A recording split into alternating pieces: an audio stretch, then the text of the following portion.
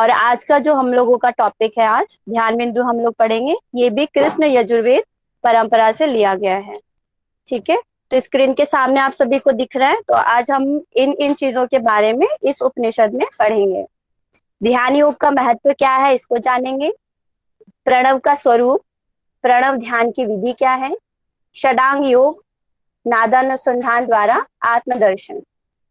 ठीक है, इन पॉइंट्स पे बातें की गई हैं ध्यान बिंदु उपनिषद में। आगे इसमें चक्रों की बात की गई है। तो बाकी और जगह हमें उपनिषदों में पढ़ने को मिलता है कि जो चक्र है वो 6 भी बताए गए हैं, 9 चक्र भी बताए गए हैं, लेकिन ध्यान बिंदु उपनिषद में सिर्फ 4 चक्रों की बात की जाती है। आपका है मूलाधार चक्र, स्वादिष्ठान चक्र, मणिपुर चक्र, हृदय चक्र। ठीक है, सभी को याद रहेगा। दूसरा है आसन। आसनों की संख्या यहाँ पे असंख्य बताई गई है। उसमें से भी जो 4 प्रमुख आसन है उसको बताते हैं यहाँ पर, सिद्धासन, भद्रासन, सिंहासन, पद्मासन। ठीक है, अब मैं पूछना चाहूंगी, कोई भी एक अनम्यूट करके बताओ कि ये जो 4 आसन है किससे मिलता जुलता है, ये मतलब इन्हीं आसनों को कहाँ पे बताया गया है? योग तत्व उपनिषद। यस, और हट हट हट में भी बताया गया, हट ग्रंथों में भी बताया गया। गीरण संहिता में, हट प्रदीपिका। हट प्रदीपिका में, यस, आपको हट प्रदीपिका में ये मिलेगा। अच्छा, हट प्रदीपिका में इसका सीक्वेंस क्या है, कुछ डिफरेंस लग रहा है आप लोगों को? जी कुंदन जी, हट प्रदीपिका तो क्या बिल्कुल सेम यही सीक्वेंस है? वहां पे सीक्वेंस को थोड़ा ध्यान रखेंगे। ठीक है, मैं बता दूं। सिद्धासन है, पद्मासन है, सिंहासन, भद्रासन। यस, तो आप सभी ध्यान रखना, ध्यान बिंदु उपनिषद में जो 4 आसन बताए गए हैं वो बिल्कुल हठ प्रदीपिका की तरह है, बस थोड़ा इनका पोजीशन चेंज हो गया है। जो आपका भद्रासन है 4th प्लेस पे है वहां पर, यहाँ पे 2nd प्लेस पे है। ठीक है, ये याद रखिएगा जी। और यहाँ पे षडांग योग की चर्चा की गई है, यानी यम नियम की चर्चा को हटा के बाकी सारे जो है वो सीक्वेंस में आसन, प्राणायाम, प्रत्याहार, धारणा, ध्यान, समाधि। ठीक है, और ओमकार यहाँ पे बताया गया है 8 अंग। ठीक है, ओमकार जो है उसके उसके स्वरूप के बारे में बताते हैं। 8 अंग है और 4 पैर हैं इसके, 3 नेत्र वाला है और 5 देव की चर्चा की जाती है। ठीक है, तो इसमें ज्यादा तो डीप में क्वेश्चंस नहीं पूछे जाएंगे। हाँ, कंफ्यूज करने के लिए बता सकते हैं कि ओमकार के 8 अंगों की चर्चा कहाँ की गई है, या फिर ये पूछ सकते हैं कि ध्यान बिंदु उपनिषद में नेत्र कितने हैं, कितने बताए गए हैं। ठीक है, तो इस तरीके से वो आपसे क्वेश्चन पूछ सकते हैं। आगे है प्रणव के बारे में बताते हैं। जो प्रणव है वो धनुष बताया गया है। ठीक है, और आत्मा बाण को बताया गया है, ब्रह्म लक्ष्य को बताया गया है। ठीक है, यानी जो हमारा लक्ष्य, आखिरी हमारा जो मोटिव होता है, जहां तक हमें पहुंचना होता है, वो ब्रह्म है। तो आगे हम डायग्राम में भी देखेंगे, राहुल सर ने बहुत अच्छे से उसको डायग्राम के साथ एक्सप्लेन किया हुआ है। ठीक है, और आगे है आपका हृदय कमल। ये इंपॉर्टेंट है और इसको थोड़ा सा ध्यान से आप लोग याद कर लीजिएगा। यहाँ पे 8 दलों की चर्चा की गई है। ठीक है, हृदय कमल और बाकी और भी उपनिषदों में बताए गए हैं। ठीक है, हृदय कमल का और दूसरी जगह कितना बताया गया है बताएंगे? किसी को याद है?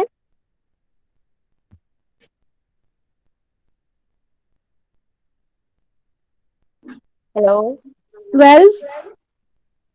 यस, 12 दलों, 12 की बात कही गई है। हृदय कमल पे 12 बताया गया है। ठीक है, 4, 6, 10, 12।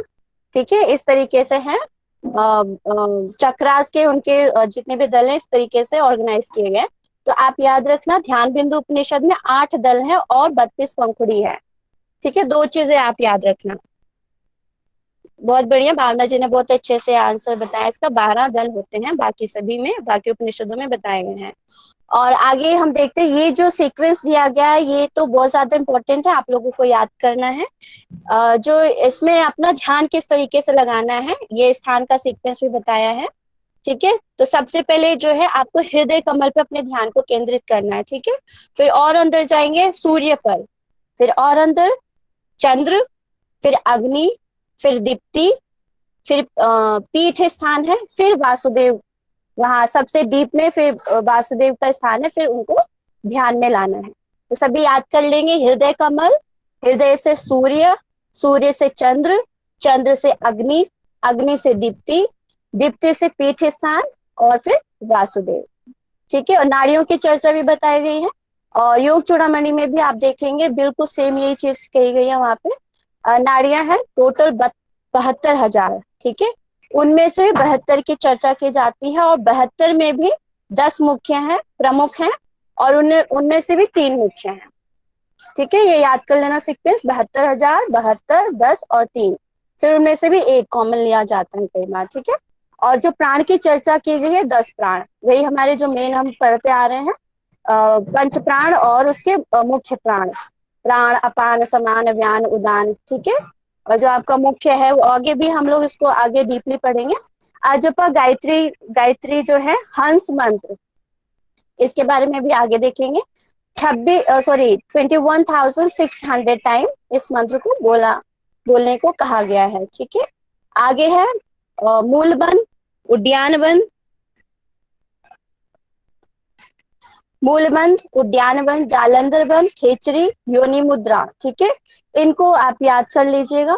और आगे आपका हृदय कमल, हृदय कमल की 8 दिशाओं के बारे में बताते हैं, यानी हृदय कमल को इन्होंने एक्सप्लेन किया हुआ है। 8 दिशाएं हैं, 8 वर्ण हैं, और 8 प्रकार की मति बताई गई है इसमें। ठीक है, और यहाँ से भी क्वेश्चन बनते हैं आपके। हृदय कमल की 8 दिशाएं, 8 वर्ण, 8 प्रकार। तो याद कर लीजिएगा, ध्यान बिंदु में 8 हृदय कमल के बारे में 8 चीजें दी गई हैं। आगे है आपका, आगे मूव करेंगे भावना जी। ध्यान योग का महत्व के बारे में हम जानते हैं।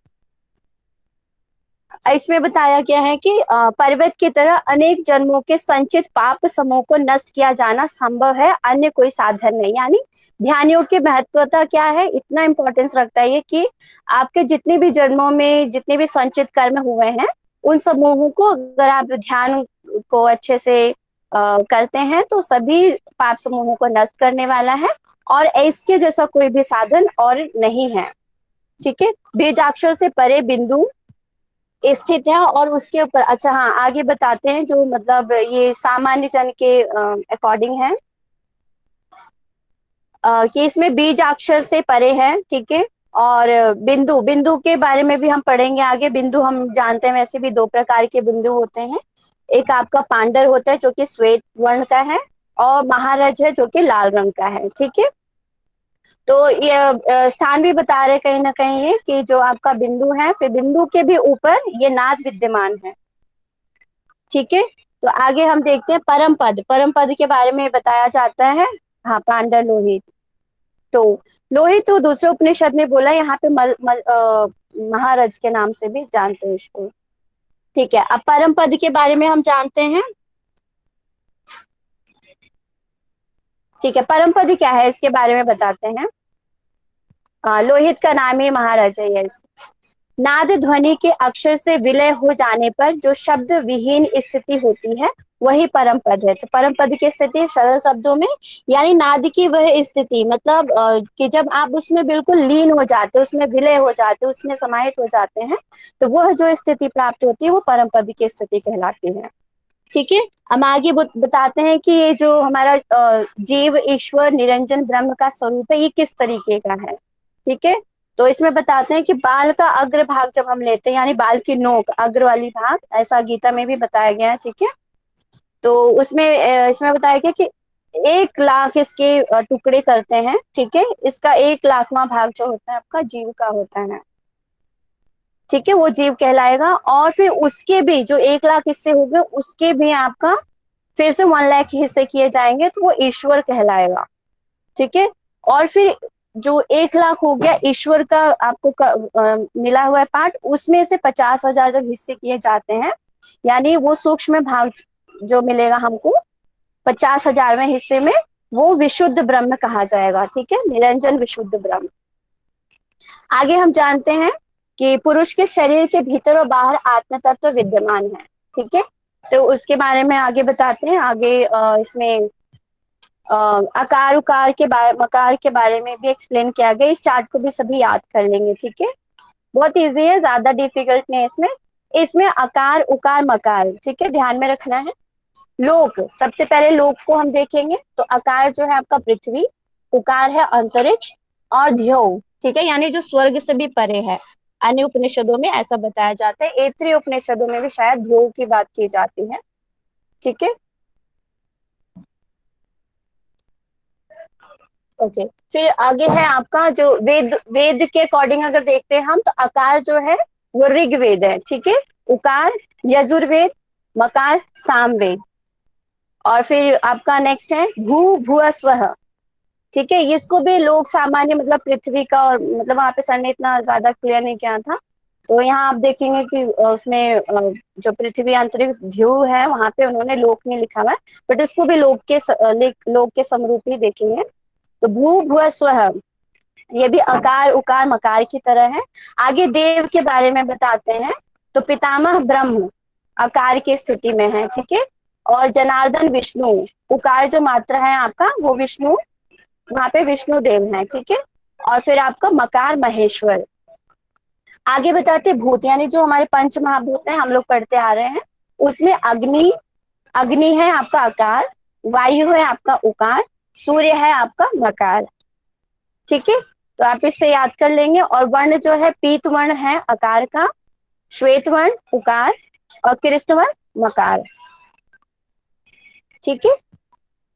आगे हम चलते हैं, हाँ गुणों की बात करते हैं अगर, तो आकार जो है आपका रजोगुणी है, रजोगुणी यानी पितामह ब्रह्म, रज का क्वालिटी भी यही होता है कि मूव करना है, ठीक है, सृष्टि की रचना इत्यादि करना, तो इसे याद कर लेंगे रजोगुण।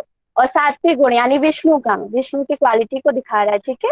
और आगे है आपका तमोगुण, यानी आपका शिव, महेश्वर शिव, ठीक है, उनसे आप याद कर लेंगे। आगे है फिर ओमकार में समाहित है, ओमकार के बारे में आगे एक्सप्लेन करते हैं। तो जो हमको सर ने जब पढ़ाया था तो उस टाइम बताया था कि ये पूरा मेरे एग्जाम के पर्पज से इम्पोर्टेंट नहीं है, तो आप जो देख रहे हैं कि आकार उकार बाकी जो एक्सप्लेन किया गया इसको करने की जरूरत नहीं है, अगर एग्जाम के पर्पज से देखना है तो स्टार्टिंग का बस आप लोग देख लीजिए। 8 अंग बताए गए हैं, 4 पैरों वाला है, ठीक है, और 3 नेत्र वाले 5 देव, ये स्टार्टिंग में भी हमने देखा, तो इतना हमारे लिए इनफ है, ठीक है। आगे हम देखते हैं कि कौन ब्राह्मण नहीं है, इसके बारे में बताया गया है उपनिषद में। बहुत सिंपल है यहाँ पे कि जो ओमकार को नहीं जानता है वह ब्राह्मण नहीं है, अर्थात जो ओमकार को प्रणव को जान लेता है वह ब्राह्मण कहलाता है। अब हम आ जाते हैं हमारा जो प्रणव के बारे में हमने देखा था स्टार्टिंग में कि धनुष और ब्रह्म किसे बताया गया था, उसको डायग्राम के थ्रू जल्दी से याद भी हो जाएगा आप लोगों को, और याद भी कर लीजिए, इस पे क्वेश्चन मिलान के पर्पज से पूछा जा सकता है, ठीक है, कि जैसे वो पूछ लेंगे कि प्रणव क्या है, बाण है, लक्ष्य है, या फिर धनुष है, ठीक है, तो इस स्थिति में आप लोग याद कर लेंगे प्रणव है धनुष, आत्मा है बाण, ठीक है, और ब्रह्म है लक्ष्य, ठीक है, जिसको लक्ष्य किया जाता है। तो प्रणव से ही हम लोग अपना सिद्धि करेंगे, तो फिर हम ब्रह्म को लक्ष्य को डेफिनेटली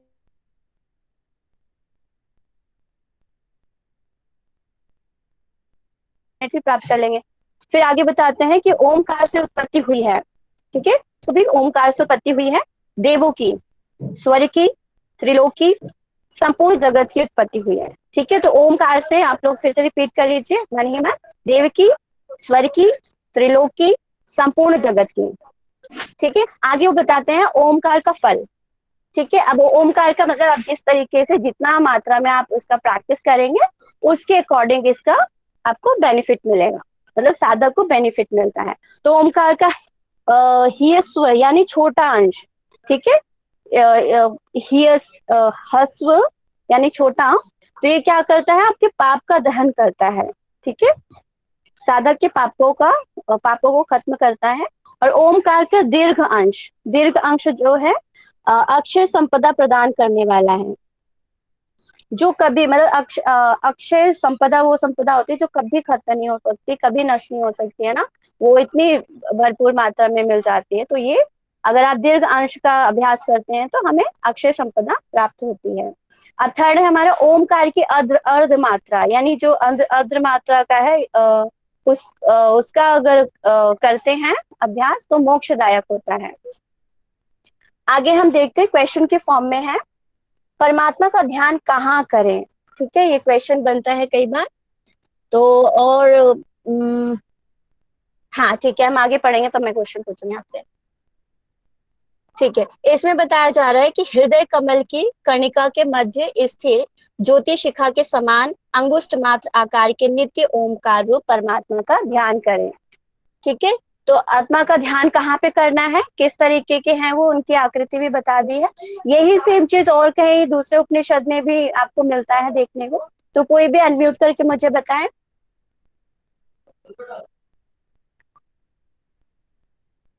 किसी को पता है हृदय कमल की चर्चा और कहाँ की गई है, कहाँ परमात्मा को बताया गया कि वो हृदय कमल में स्थित है और अंगुष्ठ मात्र आकार के हैं? योग राजोपनिषद में।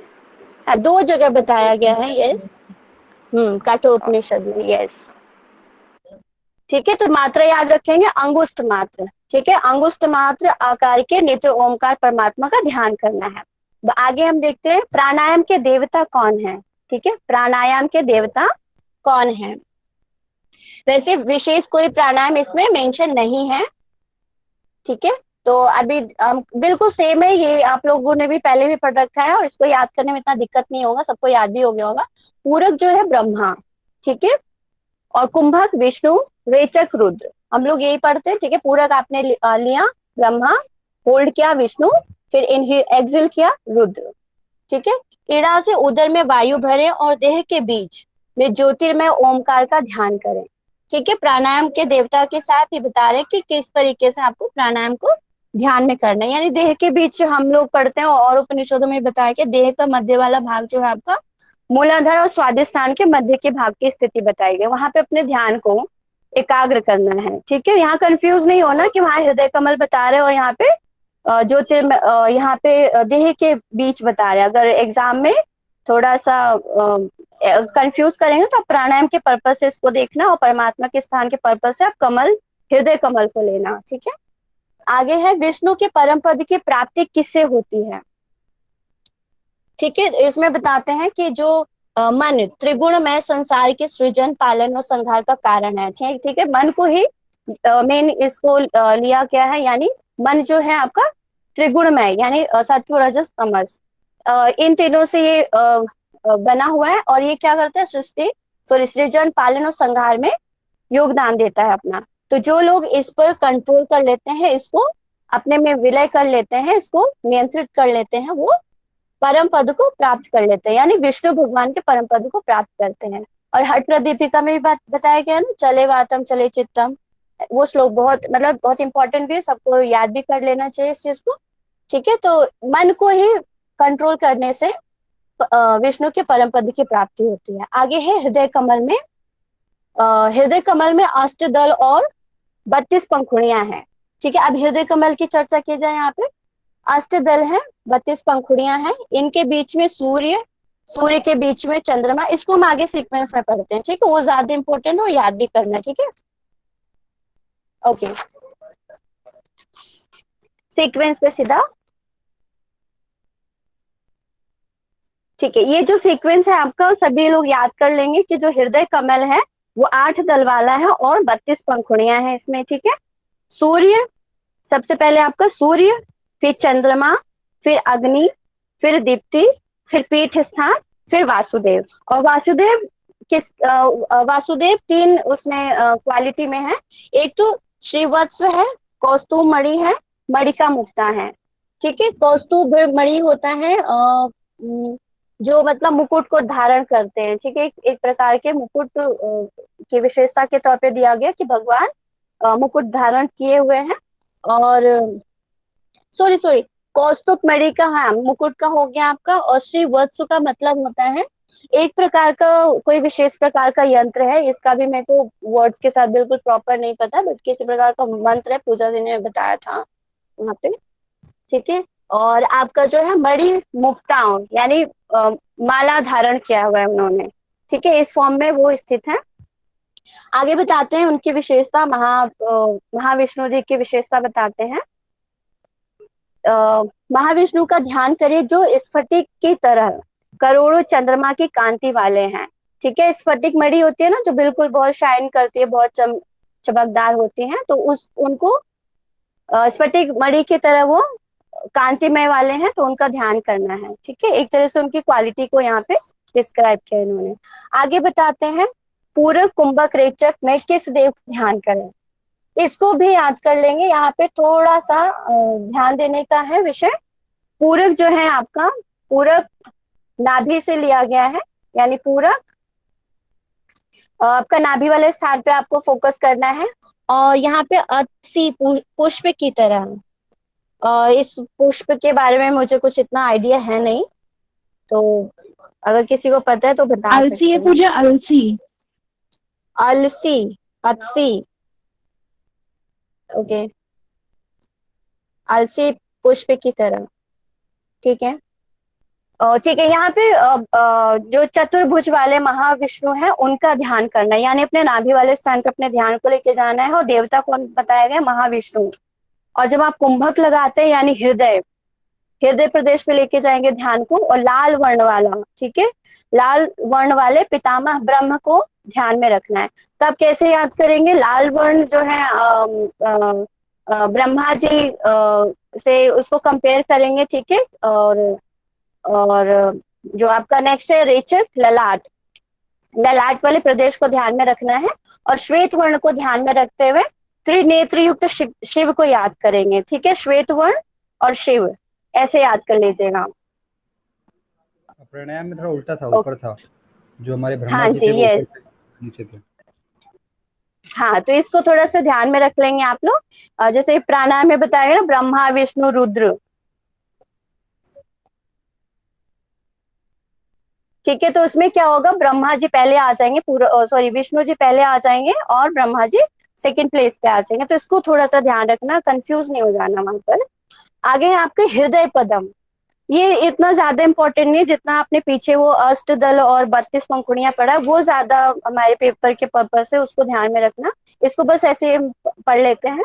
हृदय पदम 100 अरे, 100 पत्ते, अनेक पंखुड़ियां, हृदय पदम में सूर्य चंद्र अग्नि आदि का क्रमशः ध्यान करें। तो ये जो आपकी सेकंड वाली लाइन है, सेम यही वाली लाइन जो हम लोगों ने अभी पढ़ा है, एक सीक्वेंस में, सूर्य चंद्र फिर अग्नि फिर दीप्ति पीठ स्थान, ठीक है, वासुदेव। तो बिल्कुल वो सेम है, लेकिन जो ऊपर है अरे और 100 पत्ते, ये ऐसा उपनिषद में मेंशन है। तो याद करने का विषय आपका सिर्फ 8 दल और 32 पंखुड़ियां हैं। आगे देखते हैं प्रणव की अर्ध मात्रा। इसको हम वहां पे सर ने गिलास में पानी है उसके और उसमें स्ट्रॉ डाल दिया है, उसके अकॉर्डिंग उन्होंने हम लोगों को समझाया था। तो जो प्रणव की अर्ध मात्रा है उसको रस्सी बनाकर, ठीक है, यानी रस्सी मीन्स पाइप, अगर आप ग्लास लेते हैं उसमें वाटर है तो पाइप का काम कौन करेगा, अर्धमात्रा। ठीक है, और जो हृदय हृदय कमल रूपी कूपनाल, यानी जो सुषुम्ना है वो मार्ग है। ठीक है, और आपका जो है कुंडलिनी, कुंडलिनी यानी जल रूपा, ठीक है, जो ग्लास में जल है उसको स्ट्रॉ के थ्रू ऊपर खींचना है, ऊपर की तरफ लेके जाना है। तो आगे बता रहे कुंडलिनी को भूमध्य से लय करें। ठीक है, यानी आपको जैसे मुख तक लेके जाते हैं ना वाटर को स्ट्रॉ से, तो उसी तरीके से कुंडलिनी को भूमध्य सुषुम्ना मार्ग से ले जाकर भूमध्य में लेकर पहुंचाना है, ले जाकर पहुंचाना है, की बात कही गई है। ठीक है, आगे है ब्रह्म का निवास स्थान बताते हैं यहाँ पर। नासिका के मूल से लेकर भौं के बीच में जो ललाट स्थान है, ठीक है, यानी नासिका प्रदेश और जो आपका भौवे है उसके बीच में जो ललाट स्थान है, उस अमृत स्थान, उसे अमृत स्थान कहते हैं, और उस अमृत स्थान में ही ब्रह्मा जी का वास है। ठीक है, तो अगर किसी ने पूछा तो जो हमारा ललाट वाला स्थान है वहां पे ब्रह्मा जी का निवास बताया गया है ध्यान बिंदु उपनिषद में। अब आगे चर्चा करते हैं हम लोग षडांग योग के बारे में। षडांग योग में आपका वही आ जाता है आसन प्राणायाम प्रत्याहार धारणा ध्यान समाधि। ठीक है, यहाँ पे आसनों के बारे में आगे बताते हैं भगवान शंकर आसनों के ज्ञाता है। ठीक है, वहाँ पे भगवान शंकर जी का नाम स्पेशली मेंशन किया। विश्व में जितनी भी जीव प्रजातियां हैं उतने ही आसन, मतलब कुछ भी स्पेसिफाई नहीं किया वहाँ पे कि इतने लाख ही जाए, इतने करोड़ आसन है, सीधा उन्होंने बता दिया वहाँ पे कि जितनी प्रजातियां हैं उतने प्रकार के आसन हैं। उसमें से भी वो 4 बताते हैं, सिद्ध भद्र सिंह पद्म, जो आप लोगों ने बताया हठयोग प्रदीपिका में। ठीक है, आगे है आपका कुल चक्र जो है, चक्रों के बारे में है। मूल चक्र जो है, आधार चक्र, इसका जो है 4 दल हैं। ठीक है। स्वादिष्ठान चक्र मेढ्र, और ये प्राण का स्थान भी बताया गया है, ठीक है। मेढ्र मेढ्र वाले स्थान को, यानी स्वादिष्ठान चक्र को प्राण का स्थान भी बताया है। मणिपुर चक्र जो है आपका नाभि चक्र है, और ये 12 दलों वाला है, ठीक है। और मतलब बाकियों में तो 10 बताया गया, 4, 6, 10, बट यहाँ पे 12 बताया गया, ठीक है। अनाहत चक्र जो है आपका हृदय चक्र, यानी 8 दल और 32 पंखुड़ियां, ठीक है, जो कि इसमें बताई गई है। आगे है आपका जो प्रजनन योनि का स्थान, इन्होंने बताया हुआ है। योनि का स्थान जो है अनाहत चक्र में 12 है ना, ये 8 दल है। नहीं, बाकी जगह पे 12 है, यहाँ पे 8 बताया गया, ठीक है, ये याद रखिएगा। अनाहत चक्र में यहाँ लिखा हुआ नहीं सामने। नहीं तो मैं बता रही हूँ, अभी हम लोगों ने पढ़ा था ना, 8 दल हैं और 32 पंखुड़ियां हैं, ठीक है। तो 8 लेंगे यहाँ पे, ओके। 8, 32, ठीक है, ओके।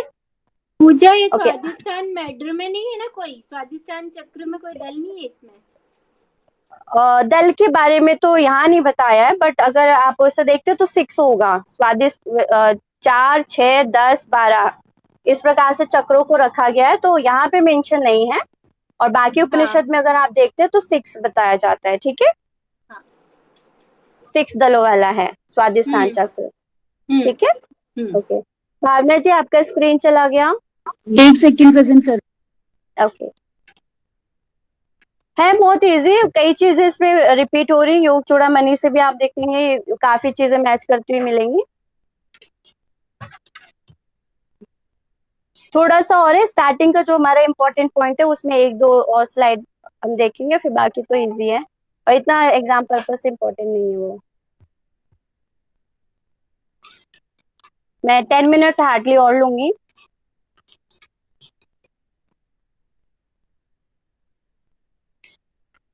ठीक है, मैं ऐसे ही आगे पढ़ा दूं। हाँ, शुरू करो, मैं कर रही हूँ। हाँ ठीक है, जब तक भावना जी कर रहे हैं। तो योनि स्थान जो इन्होंने बताया, यानी वैसे हम देखते हैं कि देह मध्य में बताया जाता है, ठीक है। वशिष्ठ संहिता में उसमें मूलाधार से वो 2.5 अंगुल ऊपर की तरफ बताया गया है, ठीक है। तो यहाँ पे जो है आपका मूलाधार वो स्वादिष्ठान चक्र के मध्य योनि का स्थान बताया है आपका ध्यान बिंदु उपनिषद में। और इसमें जो आगे योग वेत्ता के बारे में बताते हैं कि योग वेत्ता कौन है, ठीक है। तो इसमें बताते हैं कि मस्तिष्क में मणि की तरह जो प्रकाश है उसे जो जानता है वह योग वेत्ता है, ठीक है। ध्यान से सुनेंगे। मस्तिष्क में जो मणि है उसको उसमें से जो प्रकाश निकल है उसको जो जान लेता है वो योग वेत्ता कहलाता है, ठीक है। आगे है आपका स्वादिष्ठान चक्र के बारे में बताते हैं। और आगे भावना जी।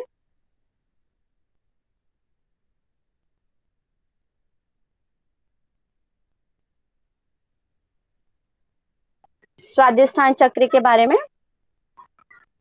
हाँ ये हो गया हमारा योग वेत्ता। मस्तिष्क में मणि की तरह जो प्रकाश है उसे जो जानता है वो योग वेत्ता है। और स्वादिष्ठान चक्र को मेढ्र कहा गया है, ठीक है। अभी जो दी ने पूछा था, तो मेढ्र से कई बार अगर कोई क्वेश्चन आता है तो हमेशा याद रखिएगा स्वादिष्ठान चक्र को ही मेढ्र कहा गया है। आगे है आपका नाभि चक्र में पुण्य एवं पाप का नियंत्रण रहता है, ठीक है। और ठीक है, नाभि चक्र में पुण्य एवं पाप का नियंत्रण रहता है। और किस चक्र को न समझने से जीवात्मा भ्रम जाल में ओके, हाँ यहाँ पे बताया गया है कि मणिपुर चक्र को जो मतलब जान लेता है या उसको एक्टिव कर लेता है, तो वह जो जीव आत्मा होता है वो भ्रम जाल से मुक्त हो जाता है, ठीक है। आगे बताते हैं कंद का स्थान। ये को हाँ योग चूड़ामणि में भी शायद बताया गया पक्षी के आकार का, मैं श्योर नहीं हूँ, बट मैंने पढ़ा था ऐसे कि वो पक्षी के आकार के अंडे की बात करते हैं योग चूड़ामणि में भी। तो कंद का स्थान जो मेढ़ से ऊपर यानी स्वादिष्ठान से ऊपर और नाभि के नीचे पक्षी के अंडे की तरह कंद का स्थान है, ठीक है। और कंद से ही 72,000 नाड़ियां निकलती है। हाँ मतलब आपके योग चूड़ामणि में भी 72,000 नाड़ियों की बात कही गई है, ठीक है। तो 72,000 नाड़ियों में भी 72 प्रमुख हैं, उनमें से भी 10 हैं और फिर उनमें से भी 3 हैं, ठीक है। इड़ा पिंगला सुषुम्ना, इस नाड़ियों के बारे में भी आप लोग सभी जानते हैं, इसको हम आगे बढ़ते हैं। ठीक है, आपका जो है 10 नाड़ियां है, इड़ा, पिंगला, सुषुम्ना, गांधारी, हस्तजीवा, पुष्पा, यशस्विनी, अलंबुसा, कुहू, शंखनी। हम इसको देख लेते हैं। जो इड़ा है आपका चंद्र है, पिंगला सूर्य है, सुषुम्ना अग्नि है। ठीक है, और जो आपका बाकियों का तो नाम मेंशन नहीं है, लेकिन बाकी हम जगह देखते हैं कि इसका प्लेस कहाँ पे है। गांधारी जो है आपके लेफ्ट आई में है। ठीक है, गांधारी महाभारत से आप याद कर लीजिएगा। गांधारी जी जो होती है अपना आई क्लोज जब वो करते हैं ना, आंखों को बंद करते हैं, तो राइट से ले जाके, सॉरी लेफ्ट से ले जाके आईज को क्लोज करते हैं, फिर राइट आई को क्लोज करते हैं, फिर राइट ईयर की तरफ पट्टी को ले जाते हैं और फिर लेफ्ट ईयर पे लाके खत्म कर देते हैं। तो इसे आप याद कर लेंगे इजिली। ठीक है, गांधारी लेफ्ट आईज, फिर हस्तजीवा राइट आईज। ठीक है, राइट आई कवर हो गया। अब आपका आ जाएगा पूषा। ठीक है, पी से पूजा, पी से पूषा, और राइट ईयर की तरफ इसको ये इसका प्लेस जो है राइट ईयर में है, और ये यशस्विनी आपका लेफ्ट ईयर में है। ठीक है, तो उनका पट्टी भी लेफ्ट में आके कंप्लीट हो जाता है ना, तो ऐसे इतना याद कर लेंगे। अलम्बुशा, अलम्बुशा जो है आपका मुख वाला प्रदेश है। कुहू यानी जेनेटिकल ऑर्गन्स, जनेंद्रिय, शंखनी एंड गुदा। ठीक है, ये इनकी जगह है। बाकी इनके जैसे चंद्र, सूर्य, अग्नि के अलावा और कुछ भी और डिस्क्राइब नहीं करते हैं। और जो प्राण है, प्राण भी हमने पढ़ा ही हुआ है, प्राण, अपान, समान, उदान, व्यान। तो हम कुछ इस तरीके से भी देख सकते हैं कि 10 हमारे प्राण है, 10 में से भी मुख्य हमारे 5 प्राण है, उनमें से भी 2 अगर हम देखा जाए तो प्राण, अपान। ठीक है, और उनमें से भी अगर देखते हैं तो सर्वश्रेष्ठ कौन सा होगा? प्राण। ठीक है, प्राणवायु। इन नाड़ियों में प्राण जीव रूप में वास करता है। ठीक है, प्राण और समान में वशीभूत होकर जीव ऊपर नीचे आवागमन करता है। प्राणपान जो है हमारा हमें ऊपर जीवों को ऊपर नीचे करने में योगदान करता है। वो जो जीव है बसता है शरीर में, वो प्राण के रूप में बसता है। ठीक है, अब आगे है अजपा गायत्री। अजपा गायत्री को सर्वश्रेष्ठ बताया गया है। ठीक है, इसके बारे में आगे बताते हैं। रेचक यानी एक्सलेशन जो है हकार, पूरक, सकार। ठीक है, दिन और रात में मिलकर, मतलब पूरे दिन और रात को मिलाकर इसको कितनी बार करना चाहिए? 21,600 बार। के मूव करेंगे भावना जी प्लीज। स्क्रीन मूव नहीं हो रहा भावना जी। हेलो, हो रहा है, मूव हो रहा है पूजा जी। अच्छा, आपका मेरे यहाँ पे नहीं हो रहा, आई डोंट नो, पता नहीं क्या हो गया। ठीक है, कोई बात नहीं, आप लोगों के यहाँ पे हो रहा है तो मैंने अपना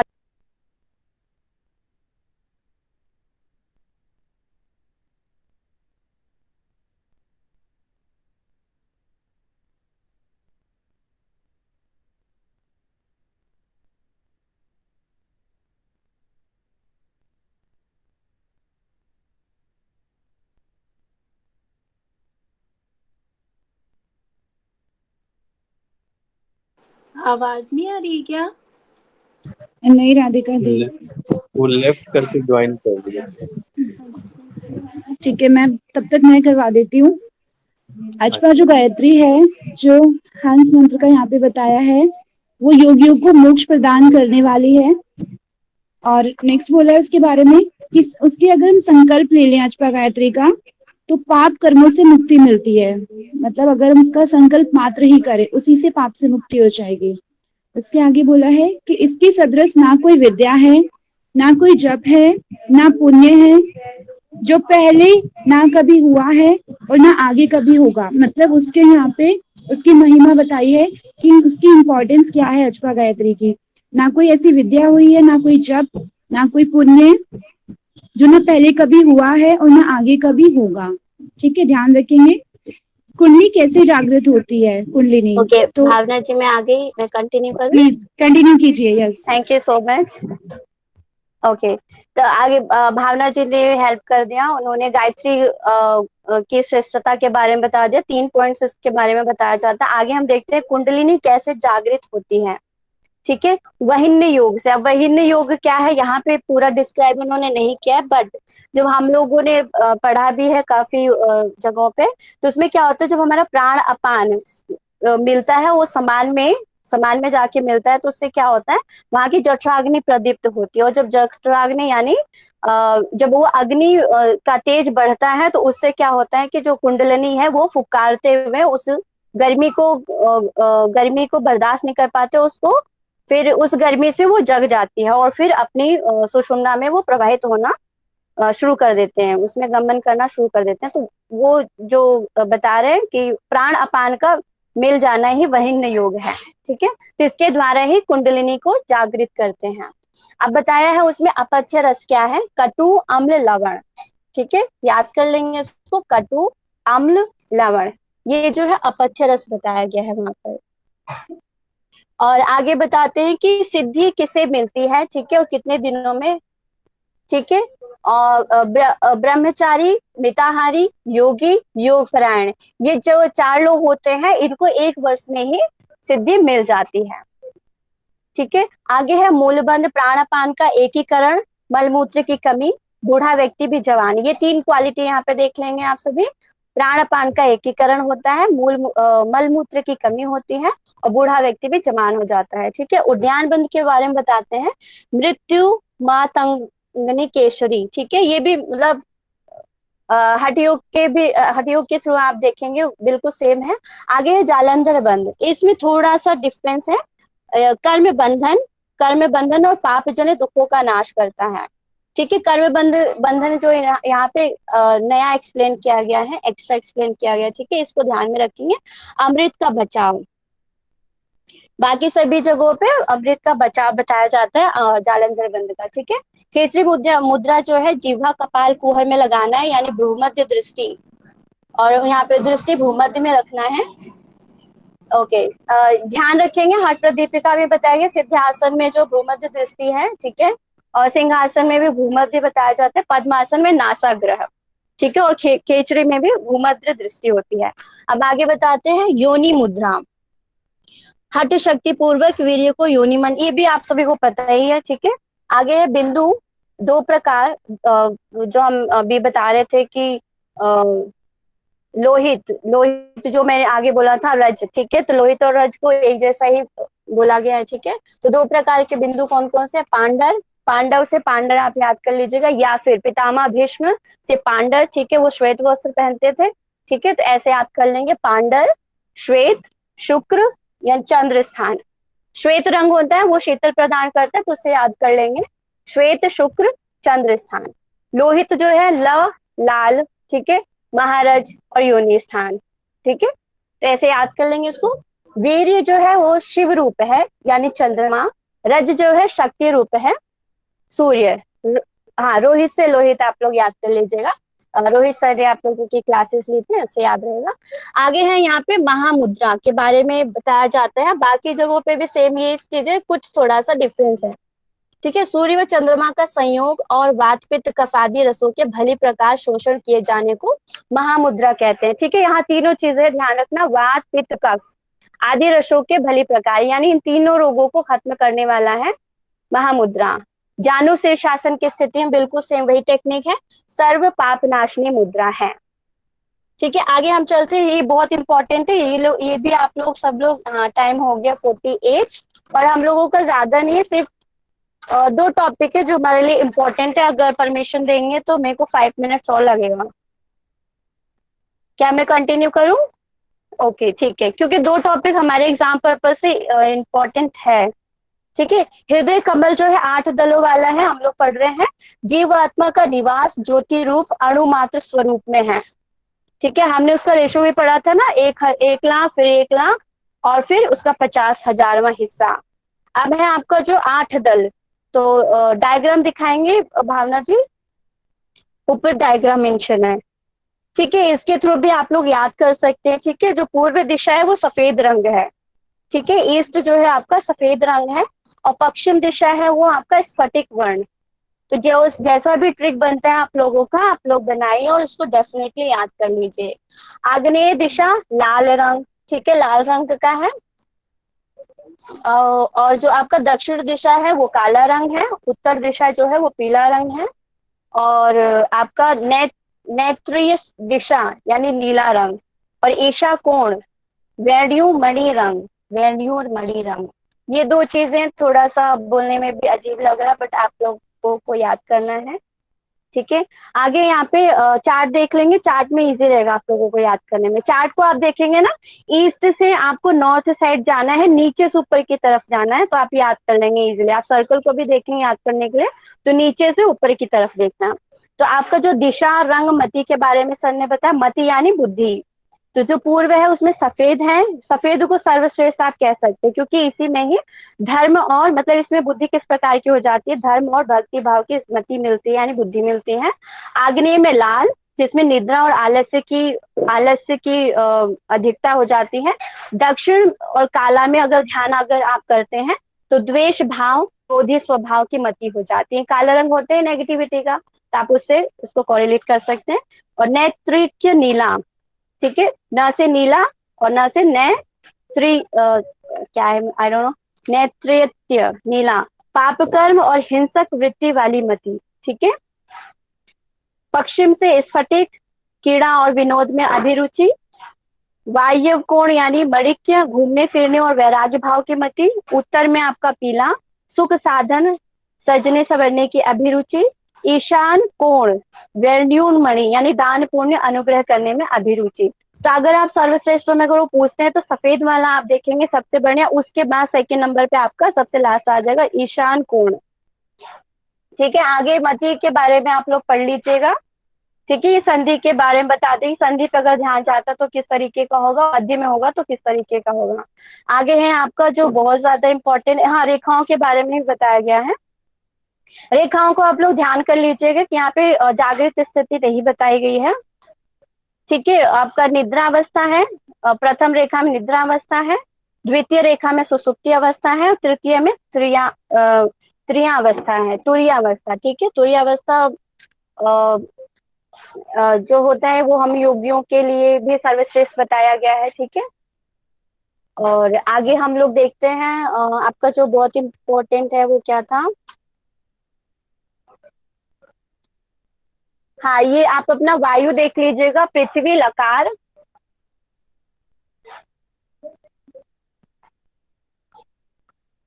तत्वों के बारे में हम देख लेते हैं। पृथ्वी जो है उसको लकार, ठीक है, लकार से देखना है। बंदूक पुष्प के रंग वाला है, ज्ञान का बीज है। इसमें आप लोग देख लेंगे, बस मेरे को बस इतना बताना है, बाकी अपना चार्ट देख लेना। जो वायु है, ठीक है, इसमें सर ने मेंशन नहीं किया था, शायद सर ने बोला तो इसको करेक्ट कर लेना। तो ध्यान रखना, प्राण होगा यहाँ पे, प्राण का बीज बताया गया है यकार। ठीक है, आप लोग इसको याद कर लीजिएगा और पीडीएफ ग्रुप में मिल जाएगा। आगे है आपका, आगे तो पढ़ने वाली चीज है। हाँ, नेक्स्ट है हमारा जो है व्योम आकाश रंध्र।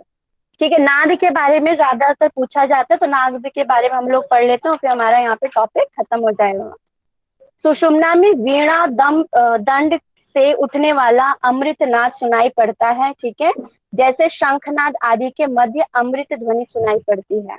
अब आगे बताते हैं व्योम रंध्र, यानी जो आकाश रंध्र बताया गया है वहां पे कैसा आपको साउंड सुनाई देगा, मोर नाद का। बाकी अन्य जगहों पे आप लोग अलग अलग नादों की वहां पे चर्चा की गई है। ये एकमात्र उपनिषद है जहाँ पे मोर का बताया गया है कि आकाश रंध्र पर ध्यान करने पर जब उस लेवल पे चले जाते हैं तो मोर नाद के समान कपाल कुहर के मध्य 4 द्वारों वाला बीज का स्थान है। ठीक है, मतलब मोर का नाद सुनाई देता है वहां पे। अब यहाँ पे 2 चीजें बता रहे कि आत्मा कहाँ प्रतिष्ठित है। तो यहाँ पे बता रहे व्योम यानी मस्तिष्क वाला जो भाग है वहां पे सूर्य के सुशोभित होने के समान ही आत्मा यहाँ प्रतिष्ठित है, यानी सूर्य के समान है वो, और वहां पे प्रतिष्ठित है। कहाँ पर, व्योम चक्र पर, व्योम पर यानी मस्तिष्क वाले भाग पर। आगे है यहाँ पे ब्रह्मरंध्र में ठीक है, आत्म स्वरूप का साक्षात कौन करता है, कैसे करते हैं। ब्रह्मरंध्र में कोदंड धनुष द्रव्य के बीच शक्ति स्थित है। ठीक है, आप सर्कल के फॉर्म में देखेंगे, जैसे ब्रह्मरंध्र है ना, उसके अंदर आपका कोदंड यानी धनुष द्रव्य है, उसके बीच में शक्ति स्थित है। ठीक है, और यहाँ पे जो मन को लगाता है वो आत्म स्वरूप का साक्षात्कार कर लेता है। और यही रत्नों से ज्योतिषमान नाद बिंदु महेश का स्थान है। ठीक है, महेश का स्थान यहाँ पे बताया गया ब्रह्मरंध्र वाले स्थान पे, जहाँ शक्ति स्थित है। जो पुरुष इसका ज्ञान कर लेता है वो कैवल्य पद को प्राप्त कर लेता है। तो हमारा यहाँ पे ध्यान बिंदु खत्म होता है। आप सभी का बहुत बहुत धन्यवाद। और मैं माफी चाहती हूँ, मैंने बहुत ज्यादा टाइम ले लिया आप लोगों का।